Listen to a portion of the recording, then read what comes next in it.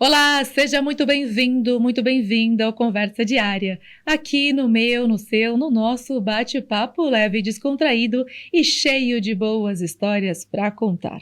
Hoje nós vamos conhecer a trajetória de um advogado, coronel da Reserva da Polícia Militar do Estado de São Paulo. E também passou aqui como vereador em Bauru. Então nós vamos conversar com Benedito Roberto Meira, mais conhecido como Coronel Meira. Seja muito bem-vindo ao Conversa Diária. Obrigada por aceitar o nosso convite. Obrigado, Mara. Obrigado também aqui à emissora. Obrigado a todos vocês pela oportunidade. Estou à disposição. Excelente, vamos conhecer. Você me pergunta, eu respondo. Excelente, nós somos bastante curiosos. Queremos conhecer um pouquinho da sua história. Sim. Já iniciando mesmo, né, pelo começo. Gostaria que se apresentasse. Sei que não é bauruense, mas constrói uma história aqui. Nós queríamos entender um pouquinho, né, do menino, da pessoa, do paulistano. Contasse um pouquinho da trajetória, inclusive trazendo um pouquinho dos pais, né, irmãos. Sim. Por favor. Bom, eu não sou bauruense, mas tenho título já, viu? Porque me concederam o título de cidadão bauruense. Então, perfeito. Então hoje eu estou legitimado como cidadão bauruense. Eu resido em Bauru há 40 anos, né? Completou essa semana agora, hoje setembro. Eu vim para cá em setembro de 85, então nós estamos aqui em setembro de 2025, 40 anos exatamente que eu botei meu pé aqui em Bauru e vim aqui como segundo tenente. Mas a minha trajetória começou de forma bem simples, humilde, porque eu nasci na capital. Meu pai é um balconista de farmácia, minha mãe uma operária de uma fábrica, né, de cartonagem. Aí eles se conheceram, meu pai era viúvo, e aí eles eu acabei nascendo 9 meses depois do casamento, exatamente, né, coincidência.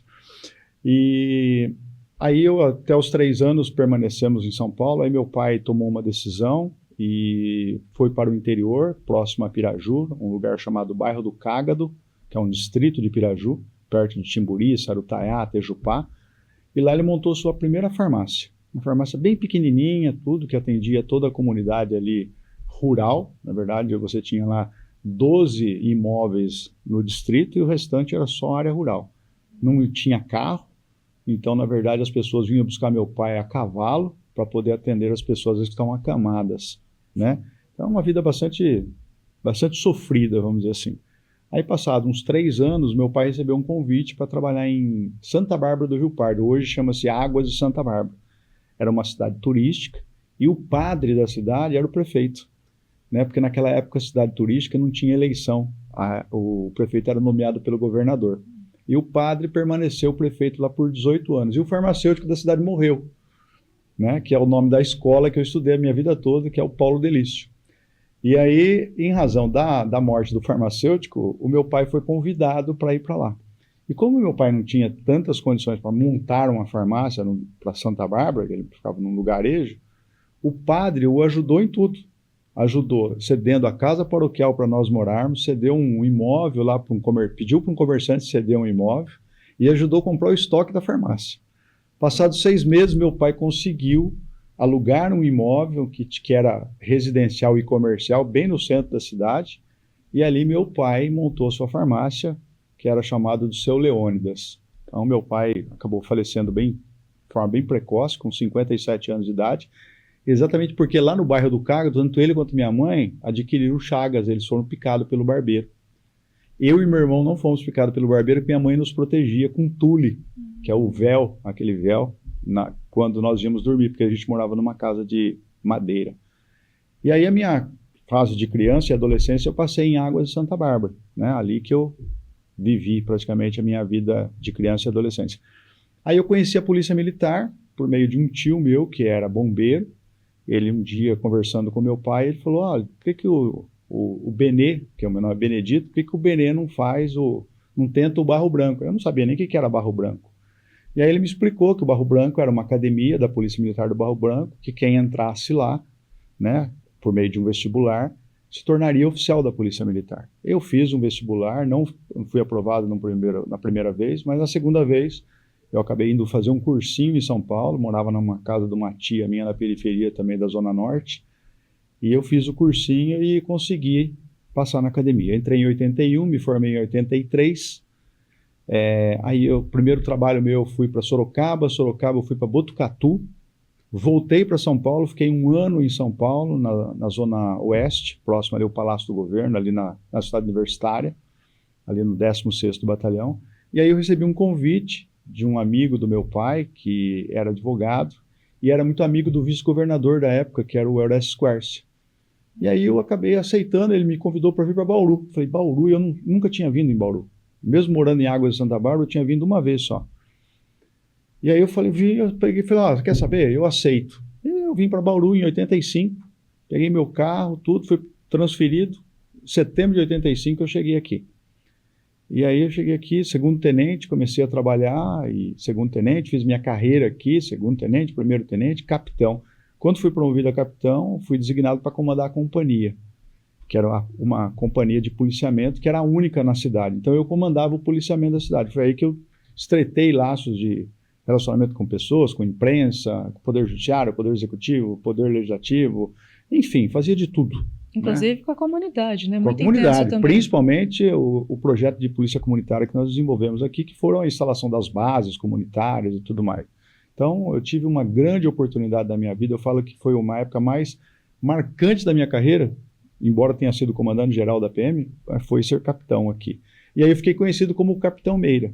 Aí fui para o policiamento rodoviário como major, aí voltei para o batalhão. Aí quando fui promovido a coronel, em 2010, aí eu fui para São Paulo. Aí em 2010 fiquei em São Paulo, 2011 fui para Araçatuba, quando eu tive a oportunidade de me aproximar do governador, porque ele fazia muitas visitas na região, e numa dessas visitas o governador acabou me convidando para ser o chefe da Casa Militar. Eu fui ser secretário-chefe da Casa Militar, que é a pessoa responsável pela segurança pessoal do governador e seus familiares, da segurança física do palácio e também coordenador estadual de Defesa Civil.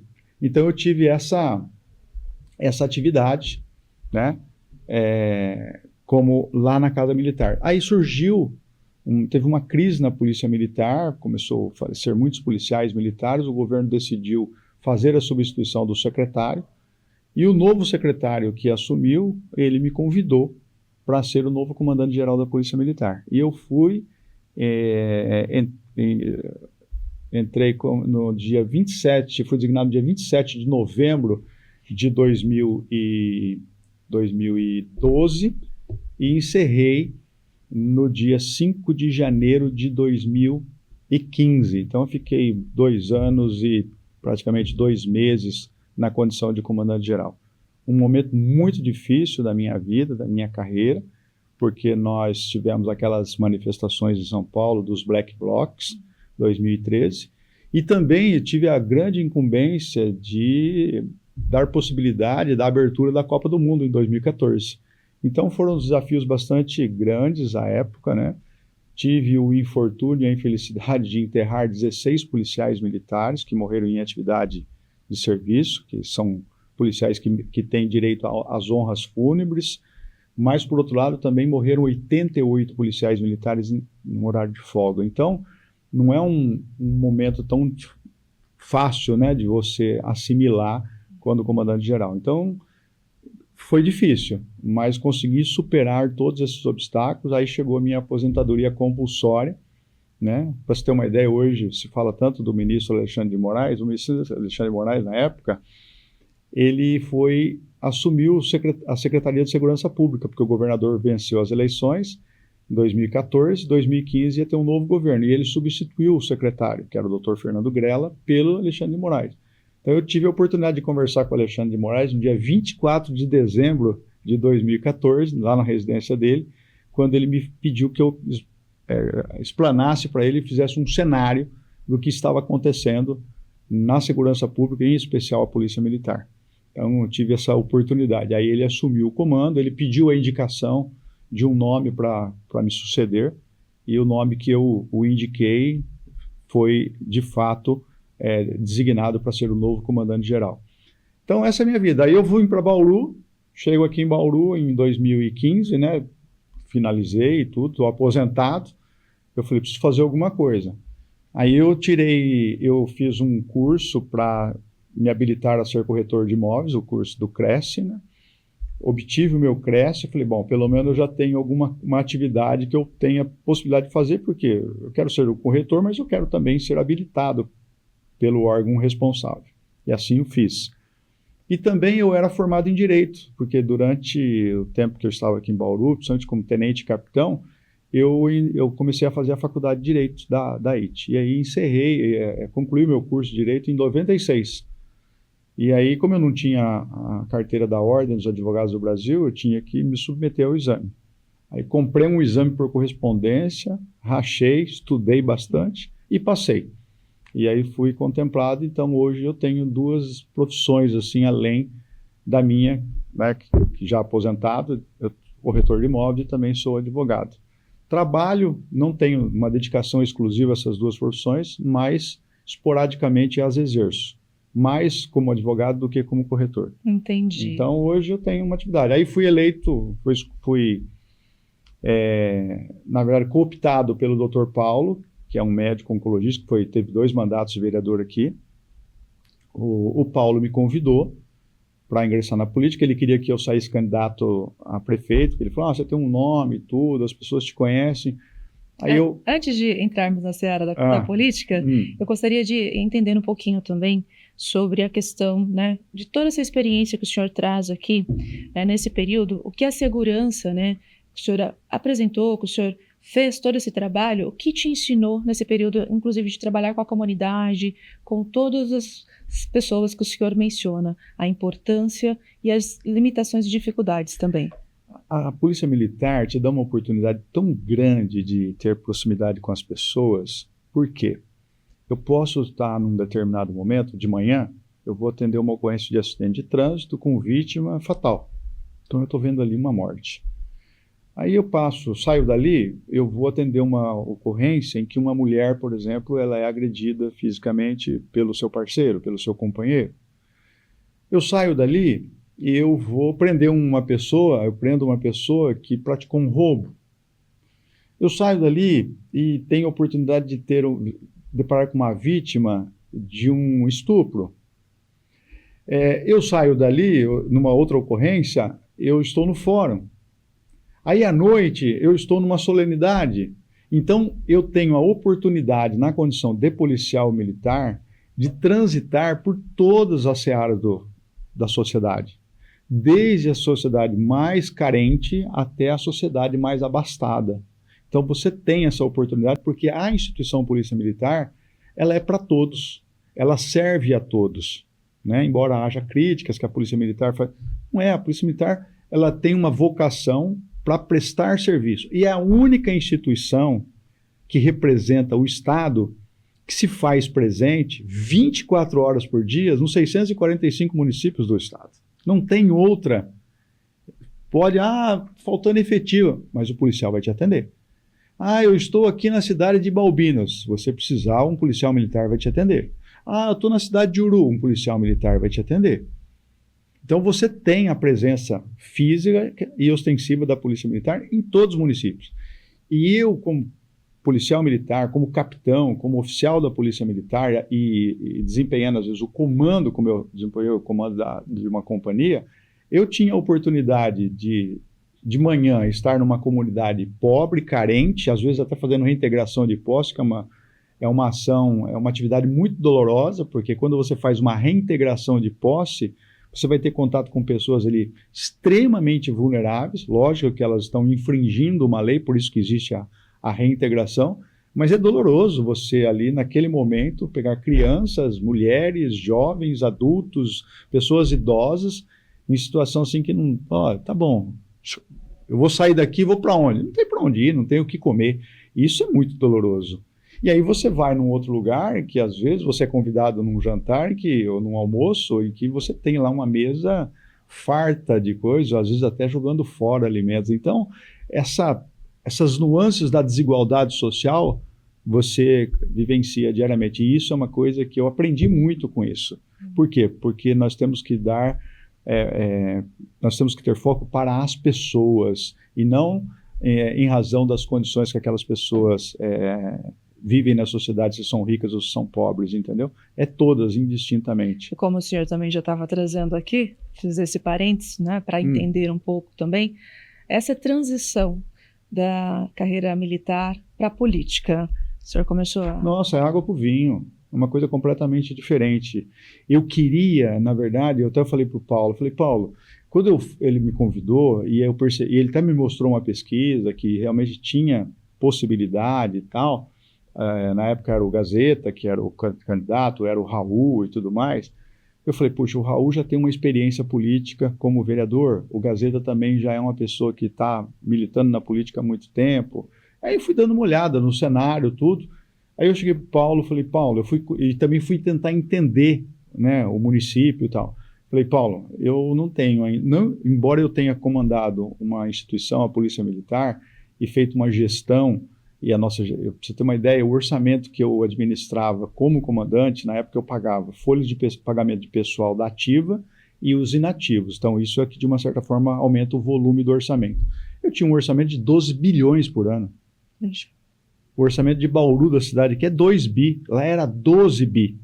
Então, e outra, 645 municípios, eram 18 mil viaturas, eram 1.800 prédios próprios, que a gente chama, eram 20 aeronaves, então você tinha embarcações, cavalos, então você tem um universo muito grande. É uma realidade diferente de um município. É diferente a legislação que disciplina aqui. Aí eu peguei e falei, Paulo, eu não tenho ainda condições, eu entendo, como gestor, de assumir a frente de uma prefeitura do tamanho de Bauru. Talvez se fosse uma cidade pequena, 5 mil, 10 mil habitantes, talvez fosse possível. Mas uma cidade como Bauru, com quase 400 mil habitantes, eu falei, Paulo, eu não tenho condições. Eu falei, Paulo, eu prefiro, na verdade, concorrer a um cargo no Legislativo, para começar a entender o município. Aí o Paulo relutou tudo, mas o Paulo acabou aceitando, aí eu saí candidato, fui eleito, fui o segundo mais votado, né? Praticamente não usei recurso nenhum, o partido não deu recurso algum, foi com recurso próprio. Que ano que foi que o senhor foi? 2016, vereador, né? 2016. Aí eu entrei em 17. Uhum. Então ficou 17, 18, 19 e 20. Depois foi reeleito. Aí eu fui reeleito. Então, primeiro eu fui eleito com 4.774 votos, fui o segundo mais votado. Bem expressivo, muito expressivo. Né? O Fábio Manfrinato, à época, teve Era quase... a primeira vez, inclusive. Primeira vez. O Fábio Manfrinato foi o mais votado, com quase 10 mil votos, foi uma votação bastante significativa. Aí, na segunda eleição, eu também praticamente nem fiz campanha, mas eu falei assim, eu vou ver, é a minha avaliação do meu trabalho na Câmara Municipal. Aí eu fui mais votado. Só que aí o número de vereadores, de candidatos, na primeira eram 264, na segunda eram 430. Então eu tive uma votação de 5.147 votos e fui o mais votado. Então eu falei assim, qual foi a leitura que eu fiz? Eu fiz um bom trabalho. Quais contribuições o senhor entende que fez nesse período até para essa reeleição? Olha, eu posso falar para você que em várias frentes, na saúde, por exemplo, na busca de vagas que nós tivemos aí para os leitos hospitalares na época da Covid, aquela busca incessante que nós conseguimos, poxa vida, afinal de contas, trazer o Hospital das Clínicas voltar a funcionar, a Faculdade de Medicina. Eu acho que ali, não podemos falar, quem foi o responsável pela Faculdade de Medicina? Foi o fulano, foi o ciclano? Não, foi um conjunto de pessoas. E eu me incluo nesse conjunto de pessoas. Então, eu entendo que a política, ela te dá a oportunidade para você buscar e trazer essas transformações e buscar ajuda para as pessoas. Então, uma pessoa que você ajuda, não dando cesta básica por troca de voto, mas uma pessoa que você às vezes ajuda com uma indicação para uma colocação de um emprego, de uma certa forma já vale tudo, porque o melhor salário que existe, sabe qual que é? É o emprego. O fato de você estar empregado, porque contente com o salário, Omara, ninguém está. Se eu perguntar quanto você ganha hoje, você vai me falar, eu ganho X. Você está contente com o seu salário? Eu poderia ganhar mais. Eu também. Todo mundo quer ganhar mais daquilo que ganha, porque você quer sempre crescer. Agora, imagina a pessoa que não tem um emprego. Por isso que eu falo que o melhor salário que tem é o emprego. Então, quando você dá uma oportunidade em que você faz uma ação conjunta, em que você traz, por exemplo, uma empresa, traz uma indústria, ou traz e você traz emprego para a cidade, e aquilo ali fala assim, olha, conseguimos colocar aqui 19 pessoas para trabalhar aqui, são 19 famílias que vão depender. Faz a diferença, que faz né? a diferença. Uma outra bandeira defendida pelo senhor também era a fiscalização do legislativo, do executivo. Que é o principal papel do vereador. Uhum. Embora seja o nome poder legislativo, seria legislar, mas a nossa capacidade, a competência para legislar ela é muito limitada, porque muitos projetos de lei que às vezes nós imaginamos, eu vou fazer um projeto de lei para fazer isso. Aí você esbarra naquela, mas isso aí tem vício de iniciativa, isso aí não pode ser iniciativa de um vereador, tem que ser exclusivamente do executivo. Então, eu percebo que, na verdade, o principal papel do vereador é a fiscalização. E eu acho que é isso aí que eu fui bastante implacável, em fiscalizar todos os contratos, seja do transporte escolar, seja de um contrato na saúde, seja do contrato, saúde, educação, que são as áreas onde você tem o maior orçamento. Educação você tem 25% do orçamento tem que ir para a educação. A saúde é 15% no mínimo, só que a saúde gasta 30% quase, entendeu? Então, é uma outra coisa que a gente sempre fiscaliza, porque são contratos milionários e às vezes você não vê o resultado, porque as pessoas estão lá agoniando numa fila, esperando por uma vaga de uma cirurgia, esperando por uma vaga de uma internação, esperando por um exame que nunca vem. Né? E ainda continua. Essa sua experiência lhe despertou o interesse também? Houve uma mobilização para que o senhor se candidatasse como vice-prefeito também, né? Sim, na verdade eu tinha vontade de me candidatar a prefeito, eu tinha, mas o partido não me viabilizou financeiramente. Entendi. Gostaria que o senhor trouxesse mais detalhe, mas nós vamos para um rápido intervalo e o senhor continua falando a respeito. Tá bom. Vamos para um rápido intervalo, então voltamos já já. Você não saia daí. Voltamos já. Até mais.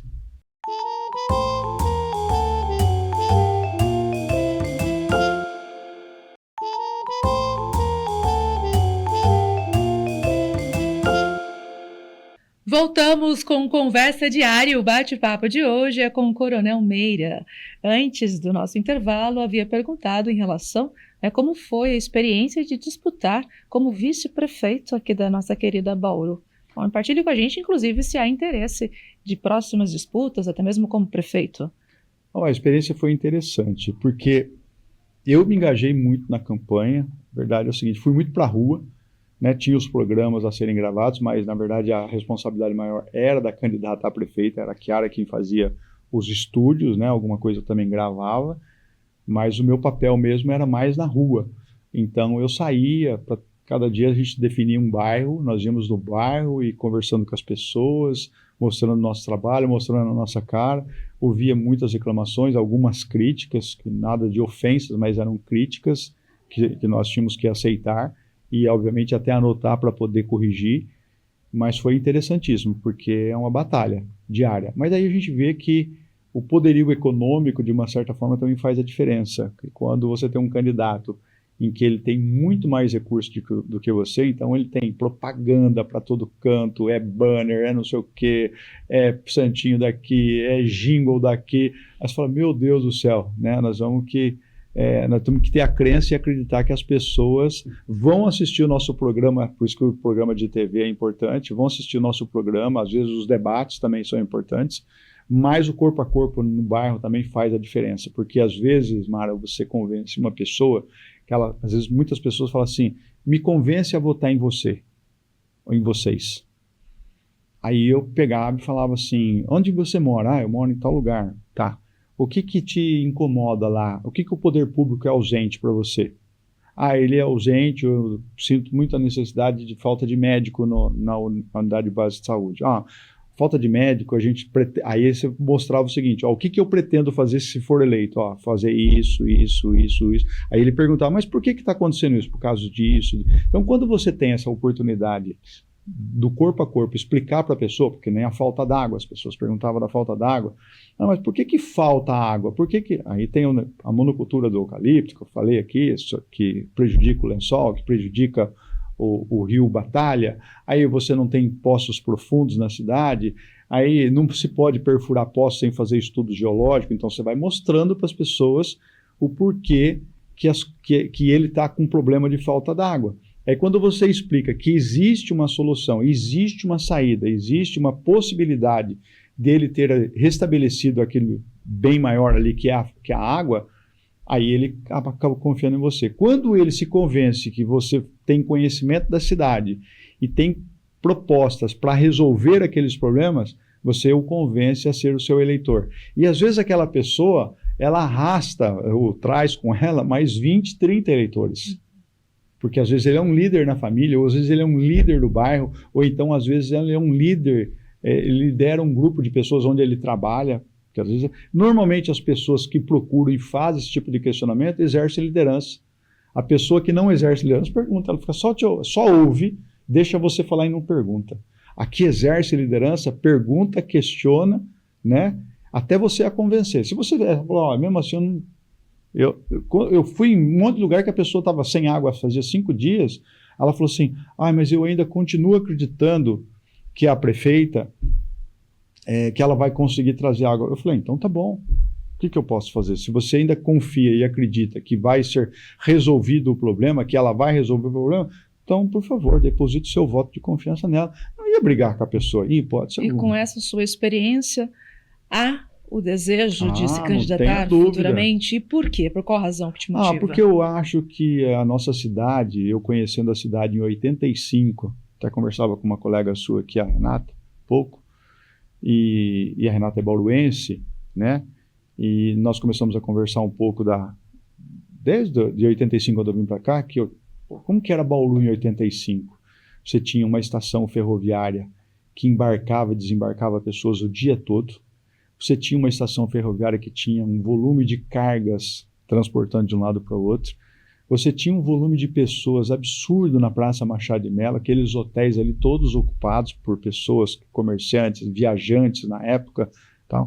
O calçadão da Batista de Carvalho, ele era uma coisa assim absurda. Você, para comprar um ponto lá, tinha disputa para comprar ponto, né? E hoje, você traz para o cenário de hoje a estação ferroviária abandonada, um prédio comprado pela Prefeitura Municipal na gestão do prefeito Rodrigo, do Sindicato dos Ferroviários, que nunca foi utilizado, foi se deteriorando tanto que hoje está impossível colocar qualquer ferramenta do município lá. A prefeita prometeu até uma revitalização, eu não acredito. E o calçadão da Batista de Carvalho, com tantas e tantas lojas abandonadas. O que a gente quer? Nós temos que voltar a ser Bauru como antes, pelo menos. Nós temos que resgatar. O nosso foco aqui, o nosso forte da geração de impostos, da geração de emprego, não é indústria. Nós não temos vocação para a indústria. Lógico que se eu tiver uma oportunidade, se nós tivermos deputados, representantes da nossa cidade, seja na esfera estadual, seja na esfera federal, que tenham uma proximidade com o governo e traga para nós uma grande indústria, ou tragam outras indústrias, lógico que nós queremos. Mas Bauru nunca dependeu de indústria. Bauru sempre foi uma cidade voltada para o comércio e para o serviço. Então, se nós conseguirmos resgatar pelo menos aquilo que nós tínhamos no centro da cidade, que atraía pessoas de toda a região, se você vai comprar bordado, onde você vai hoje? Você vai na cidade que faz bordado de forma de qualidade, você vai em Bitinga. Então, você já tem uma referência. As pessoas vinham para cá porque, não, vamos em Bauru. Lá em Bauru você encontra de tudo. Então, hoje você viu uma fuga das pessoas que tinham comércio no centro, foram para os shoppings, foi para a Zona Sul, e o centro praticamente ficou abandonado. O que você tem de lanchonete vendendo um salgadinho lá horrível no calçadão da Batista Carvalho é uma coisa absurda. E você tem as lojas, com todo o respeito, só de produtos importados de péssima qualidade, sem falar o que é para não falar que é xing-ling, mas é exatamente isso que você vê. Proprietários de imóveis que antigamente alugavam um imóvel lá por 40, 50, 60 mil, hoje está pedindo, pelo amor de Deus, para alguém pagar 15. Coronel Meira, então, a população pode esperar que vai ter esse movimento aí na questão política.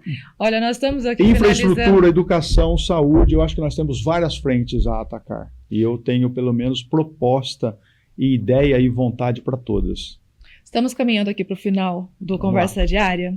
Eu vou pedir, claro, para deixar um recado final para todos que nos acompanham, além do que foi mencionado. Eu queria perguntar muito mais coisa. Sim. Já vamos deixando o convite aqui para um próximo momento. Sim. Né? Mas vamos também trazer esse recado especial para quem nos acompanha, que estiver no coração.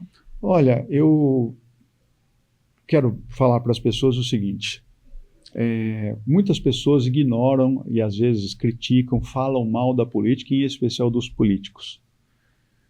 O pior analfabeto que tem é o analfabeto político. O que é o analfabeto político? Aquele que ignora a política e que na hora de votar, vota naquele papelzinho que ele pega no chão ou naquele hipócrita que faz um gracejo na frente da TV e pede o voto e fala: vou votar nesse cara aí que eu achei ele engraçado. Então, quando as pessoas tiverem consciência que precisam no dia da votação, no dia da eleição, escolher o bom candidato e antes de votar, procurar entender em quem ele está votando, isso é o melhor e o maior trabalho de cidadania que cada cidadão pode fazer e contribuir, porque a escolha dos representantes vai representar o que vai acontecer no seu município, no seu estado, no seu país. Então eu entendo que a eleição, e nós vivemos num país democrático, e se Deus quiser nós vamos continuar vivendo assim, com a liberdade de escolher os nossos representantes, que essa escolha seja feita de forma responsável e não na gozação, não na brincadeira. Isso é muito sério, porque quem administra todo esse orçamento são as pessoas que você, cidadão, eleitor, escolheu. E quando as pessoas se omitem, como aconteceu nessa última eleição, em que você tem quase 90 mil eleitores que se recusaram a ir às urnas para votar, ou que se indispuseram e não foram votar, essas 90 mil pessoas fizeram a diferença.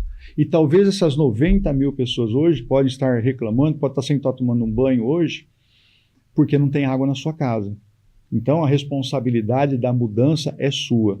Eu estou numa zona de conforto, eu não preciso da política para sobreviver. Eu tenho um salário que me garante, que me dá toda a tranquilidade para eu conviver com a minha família.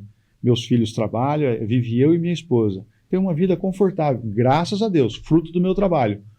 Mas eu coloco-me à disposição exatamente para poder buscar essa transformação, para buscar e mostrar para as pessoas que é possível, com o dinheiro que existe, fazer muito mais. Muito bom, que a população possa despertar, entender, né, que também tem responsabilidade tanto quanto os políticos que estão lá, sim, como é mencionado. Sim. Então, assim, vamos continuando fazendo uma campanha em prol disso, dessa consciência. Mara, muito obrigada pela sua participação. Eu que agradeço. Por compartilhar um pouco do seu conhecimento, da sua história de vida. Desejo sucesso para você. Muito obrigado, Mara. Obrigado de coração. Obrigada.